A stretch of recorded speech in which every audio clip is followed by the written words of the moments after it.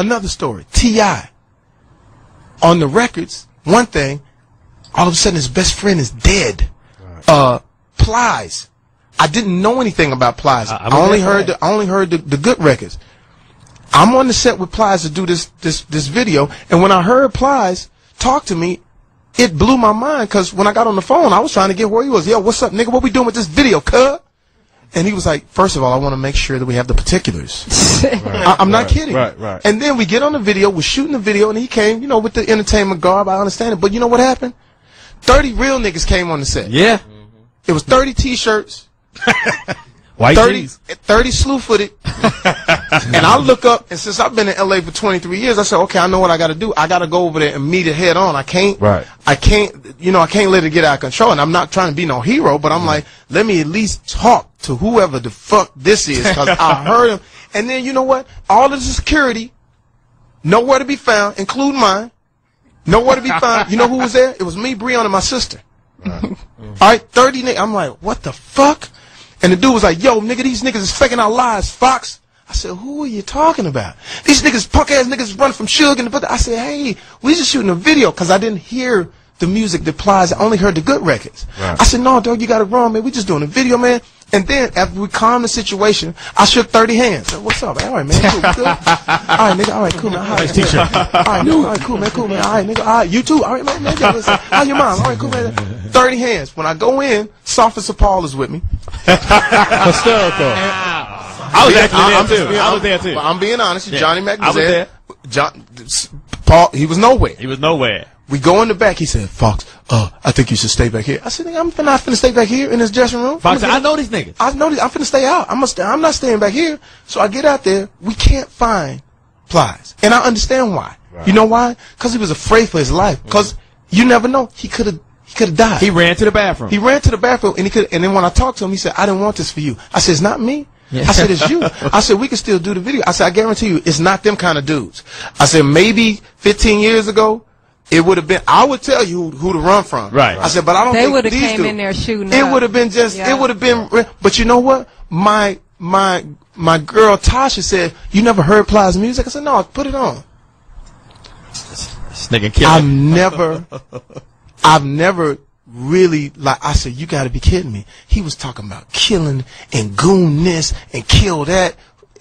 I was like, are you kidding? That's what these dudes is listening to. And they want to find out, is the dude really real? Because we're going to kill him. You can't, hip-hop was not designed for that. Right. No. And that's all I'm saying. Hip-hop wasn't, and I know I sound old right now, I know I sound crazy right now, but at the same time, it's like, Zoe, speak on it, Zoe, I'm sorry. And I don't mean to, let Poetess have a word, cool. I'm sorry. Let cool. No, go ahead. Well, you know, Mo was on the show last night, Cool Mo D, and he was talking about hip-hop in the beginning and why they were hard, what the purpose of being hard for. And he said when hip-hop blew up, at that time, R&B artists were a little bit more effeminate. Cats had jerry curls and makeup and, you know, guys. Right.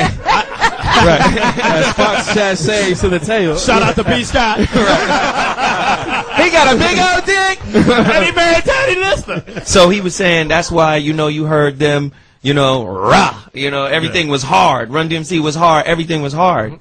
But what artists, and I'm sure those artists learned this too. KRS-One told me the same thing. He said, I could go after Nelly, but if I go after Nelly for real, people take, I mean, I'm just rhyming. It's just a battle for me. KRS was like, you know, for everybody that's in the top 10 on the Billboard, I have a diss rhyme for all of them. Every year. I just do that to keep my skills sharp. But he was saying, if I were to go after them, there are people who believe in the content that I write. And they'll take it serious. So, although it's fun for me, it's serious for the listener.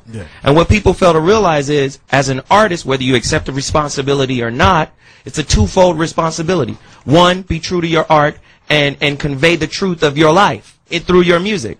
But two, take the responsibility of the effect that consciousness puts on someone else. The listener. But don't you have to be conscious to even be on that level? Because I know that I used to listen to the that hardcore shit all the time too, but now that I've become older and a little more conscious, I don't want it in my subconscious. You know what I'm saying? So I don't. There's a lot of records that I don't listen to. But hip hop was supposed to entertain. But how do kids? I'm not supposed to be afraid of you on the record. But how do kids get there? The kids aren't there. They're not. They don't have that level of consciousness. But this is what I think. First of all, we raise the kids. Right. Everything that we do, and listen, at my concert, there was kids that were 10, 11, 12, 13, all the way up to 85.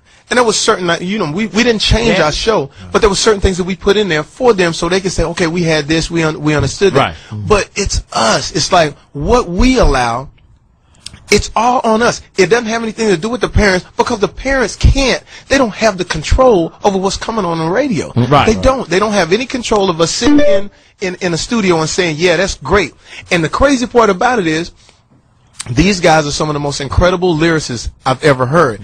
All they have to do is just bring it to something else. When they started talking about, that's why like now, I love how it's changing. How now it's more about the ladies and more about the party and what.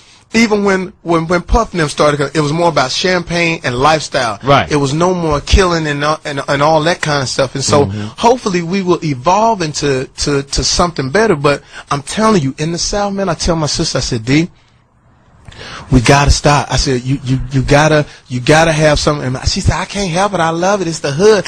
I said, yeah, it's the hood. I said, but the hood ain't supposed to be seen like that. It's not. Right. It's not supposed to be seen. Right. We're not supposed to be showing that side of us. Right. Because that side of us is going to ignite things. And now what it does, it makes me afraid.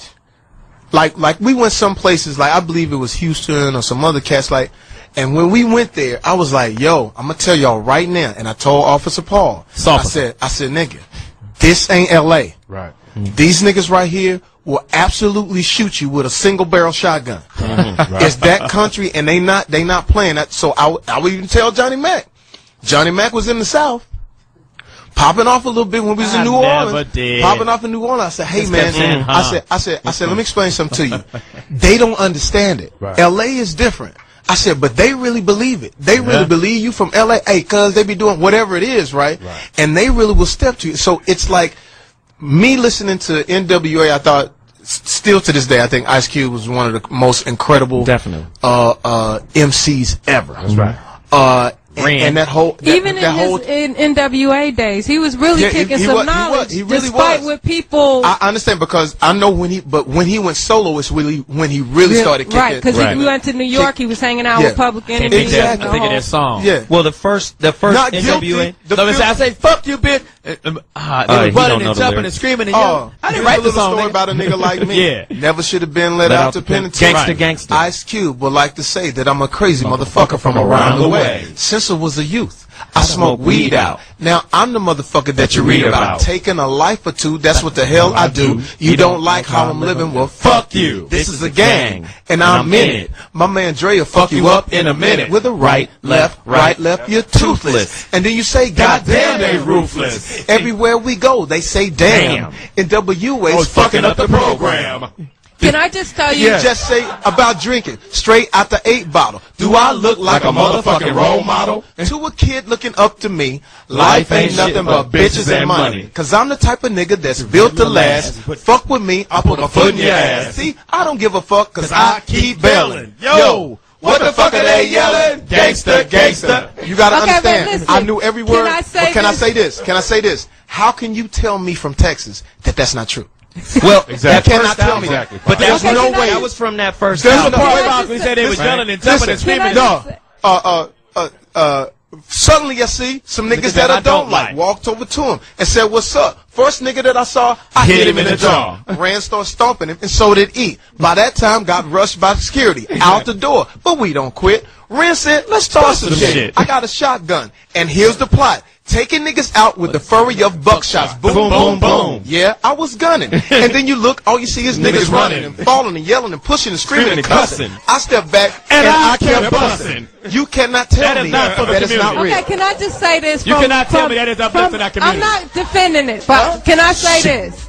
NWA started out, they did them records for fun. They were doing comedy records. They were influenced by Blowfly, Red Fox, and people like that. So they started out doing these records as fun, and then it turned into something else. Okay, well, it turned into what we just saw. but you got. But even I think when they were making them records, I don't think they had an idea of listen. what We the all impact said, would be. "Fuck you, bitch," and kept rolling.